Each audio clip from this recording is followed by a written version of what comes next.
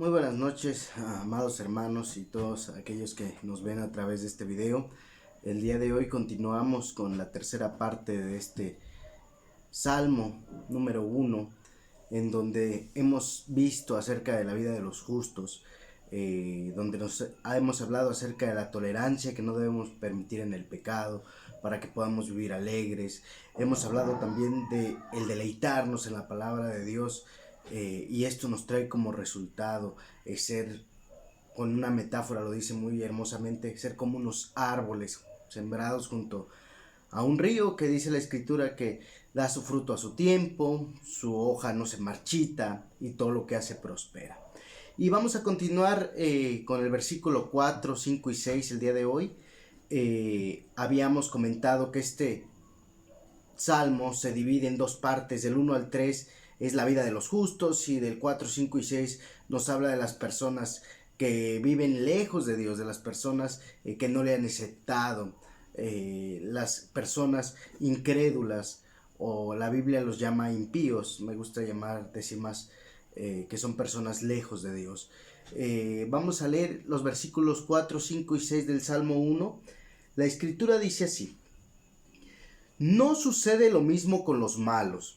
Son como paja inútil que esparce el viento. Serán condenados cuando llegue el juicio. Los pecadores no tendrán lugar entre los justos, pues el Señor cuida el sendero de los justos, pero la senda de los malos lleva a la destrucción. Entonces habíamos hablado de los justos, que el justo, el creyente piadoso, no debe de tolerar el pecado.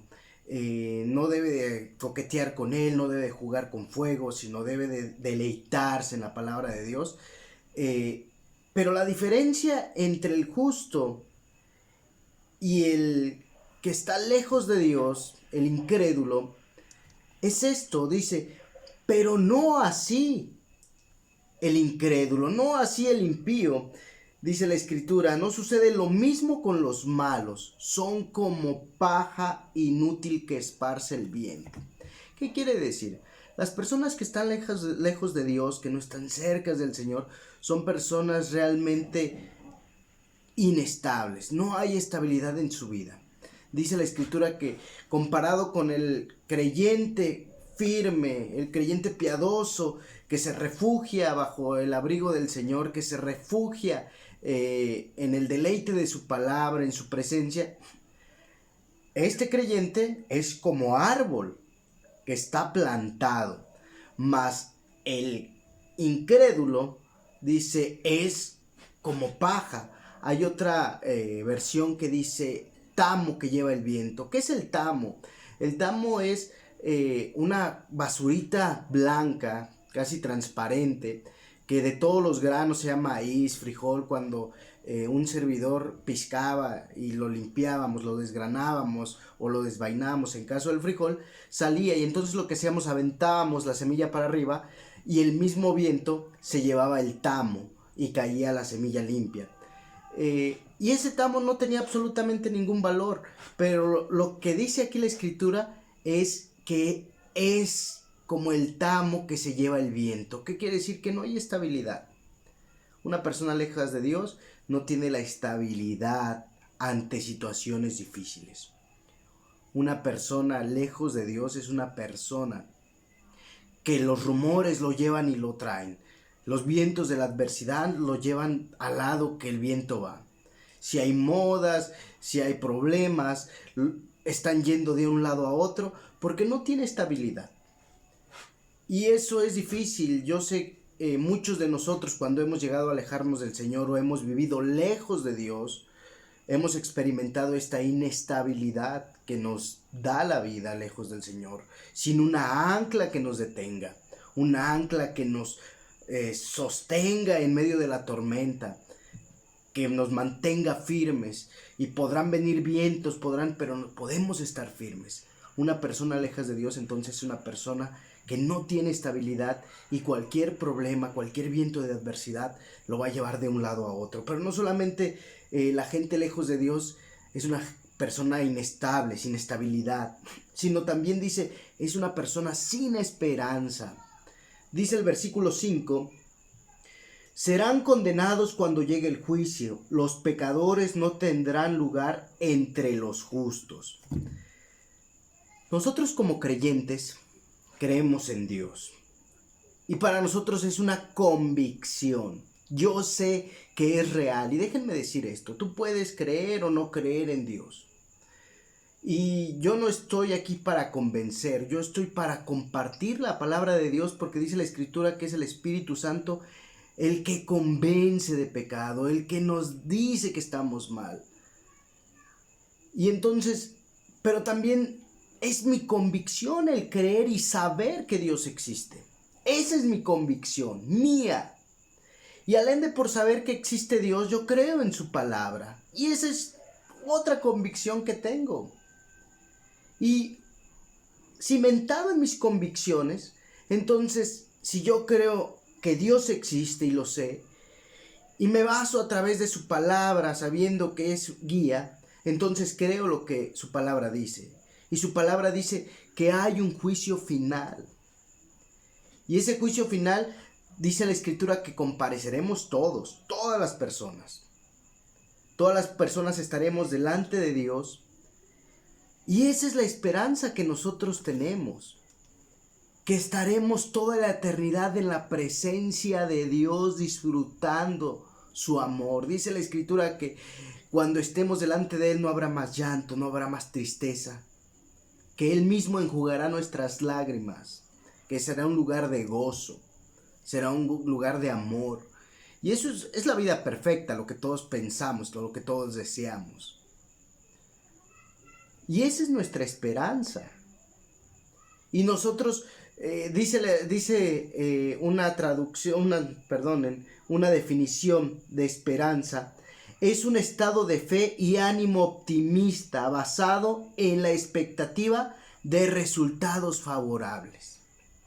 Entonces, es un estado de fe y ánimo optimista de resultados, que vendrán resultados mejores. Esa es mi esperanza. En medio de dificultades, de problemas difíciles, a veces cuando estoy cansado y estoy a punto de tirar la toalla, porque todos hemos llegado a ese punto, la esperanza es la que nos hace mantenernos firmes, la que nos hace continuar, porque estamos seguros de que vienen.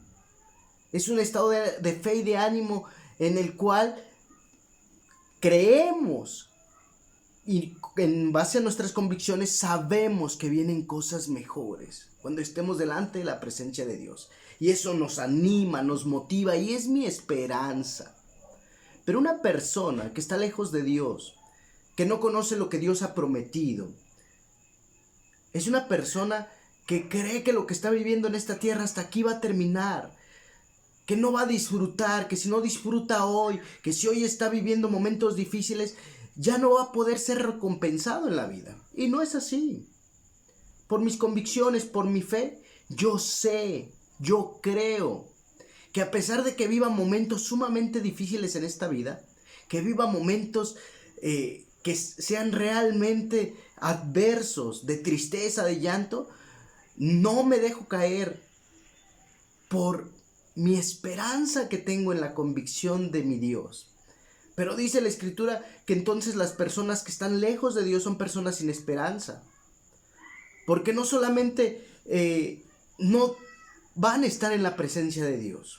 Dice, no pueden estar en la congregación de los justos. Y no es que seamos justos. Esto es otro tema, pero es Dios que ha hecho su obra a través de nosotros mediante nuestro Señor Jesucristo. Para que entendamos, yo soy y tengo el mismo valor que cualquier persona delante de Dios. El cambio entre una persona que ha aceptado a Dios y está cerca de Dios es lo que el Señor Jesucristo ha hecho válido por nuestra fe en Él. Y basado en esto, entonces las personas que están lejos de Dios no tendrán lugar en los justos, y no porque no haya oportunidad. Déjenme decirles, Dios presenta y manifiesta y nos da oportunidad a todos para poder acercarnos de Él. Si hoy vives un momento difícil, Dios te está dando la oportunidad de que te acerques a Él y que puedas experimentar su amor y tengas esa esperanza de decir, ok, vienen momentos difíciles, pero yo sé que el Señor tiene un propósito para mi vida. Yo sé que el Señor va a hacer cosas buenas. Dice la Escritura, porque los que aman a Dios, todas las cosas le ayudan a bien. Y eso es esperanza para mí. Eso me da esperanza en momentos difíciles. Pero reitero, estas personas muchas veces no es que no haya oportunidad. La realidad que muchas veces estas personas no se sienten bien, ni se sienten cómodos donde hay gente que ama a Dios. Y ellos mismos prefieren alejarse. Ellos mismos prefieren estar lejos del Señor por su propia voluntad. Y entonces el tener o no esperanza también es decisión tuya. No culpemos a Dios. Dios nos da la oportunidad y nosotros elegimos. Pero dice la Escritura que hay una gran diferencia entre los del versículo 1 al 3 y los del versículo del 4 y 5. Porque en el 6 nos habla de una gran diferencia. Dice la Escritura, pues el Señor cuida el sendero de los justos, pero la senda de los malos lleva a la destrucción. Ojo, dice, porque Dios cuida el sendero de los justos, pero la senda de los malos lleva a la destrucción. ¿Qué quiere decir? Ojo, no es que mi senda y mi camino sea mejor que el de otra persona. Claro que no. Aquí lo que hace la diferencia es Dios. Dice la Escritura que Dios es el que cuida mis pasos, es el que guía mi camino. Es el que si me salgo me agarra, como dice la Escritura, con su vara o su callado y me jala y me dice, este es el camino correcto, no te vayas para allá. Pero yo no me guío bajo mi propio entendimiento, yo me guío bajo las normas del Señor, bajo su guía que se encuentra en su palabra. Y esa es la gran diferencia. Y el camino de los malos, dice, lleva a la perdición. Si Dios no cuidara mi camino, yo también iría directo a la perdición. Porque todo aquel que va en su propio camino se deja llevar por su propio entendimiento, creyendo que tiene la razón y la verdad de la vida. Y cuando tú y yo creemos eso, siempre terminamos mal. En cualquier relación de amistad, de matrimonio, cuando una persona solamente cree siempre tener la razón, eso lleva a tener y a vivir en problemas. Y entonces necesitamos entender que cuando yo me guío por mi propio entendimiento, es un camino que me lleva a la destrucción. Llámale a donde quieras. En tu matrimonio, con una amistad, si tú siempre quieres tener la razón porque crees que tu entendimiento es el único y el verdadero, te va a llevar a la destrucción. Yo he entendido que mi entendimiento es limitado y muchas veces, si no es que la mayoría de las veces, es erróneo para tomar buenas decisiones. Mas cuando he dejado mi vida, mis decisiones a manos de Dios y tomo el consejo de Dios a través de su palabra, la misma Escritura dice, Dios cuida el camino de los justos. Esa es la gran diferencia. No la persona, sino Dios mismo es el que hace la diferencia en nuestra vida. Y dice la Escritura, esto lo comparo a dos personas. El mismo Señor Jesús lo dice en el Evangelio de Mateo, capítulo 7, del versículo 24 al 27. Aquella persona que escucha estas palabras y las hace, lo compararé a una persona sensata, que hace su casa sobre la roca, sobre un cimiento estable. Y pueden venir vientos, tormentas y cualquier caos, cualquier cosa terrible por parte de la naturaleza, dice, y la casa permanecerá firme. Pero el que escucha estas palabras y no las hace, dice el Señor Jesús, lo compararé a una persona insensata que hizo su casa sobre la arena. Y cuando vino viento, vinieron olas, la casa fue destruida y la ruina fue grande en manera. Tú sabes si construyes tu vida sobre la roca o la construyes sobre arena. La roca es Jesús, es Dios. La arena es la vida y nuestro propio entendimiento. Tú decides sobre qué vas a empezar a edificar tu vida. Y hoy Dios nos pide que seamos creyentes, pero creyentes piadosos, que amemos a Dios, que no toleremos el pecado, que nos deleitemos en Él. Y que si hay personas que no han entregado su vida a Dios, si todavía se dejan guiar por su propio entendimiento, dice el Señor, no, es vivir sin esperanza, es vivir sin estabilidad. Y yo quiero guiar y cuidar tu camino. Entrega tu vida a mí y yo cuidaré tus pasos. Para finalizar, recuerdo, hay dos historias de dos personajes que salen en el Antiguo Testamento, en el libro de Génesis. Uno es Lot y el otro es José. Un hombre que empezó a dejar que el pecado empezó a acercarse al pecado poco a poco, sin sentir remordimiento. Ese es Lot, que empieza a acercarse, dice la Escritura, cada vez más a a la ciudad de Sodoma y Gomorra, y a sentarse cada vez más entre ellos, hasta llegar a vivir entre ellos. El resultado fue que la ciudad de Sodoma y Gomorra fueron destruidos. Tuvieron que salir huyendo. Su esposa fue destruida también por su falta de obediencia. Él y sus hijas hicieron cosas que no tenían que hacer. Y echaron a perder su familia debido a que empezaron a acercarse cada vez más al pecado, hasta terminar dañando su vida, su familia, salir huyendo. Eso no es lo que quiere Dios. El otro es José, un hombre que fue tentado siempre, que aún estando en la casa de su amo llamado Potifar, la esposa de este lo sedujo 1001 veces, y por más que haya sido tentado, dice la Escritura, que él no sucumbió, él huyó. Fue puesto preso debido a eso, pero él prefirió alejarse y huir del pecado y vivir las consecuencias. Pero gracias a la obediencia a Dios, Dios terminó exaltándolo. Dice la Escritura que fue colocado a la altura de Faraón. Solamente estaba por debajo de Faraón en ese tiempo, en el imperio egipcio.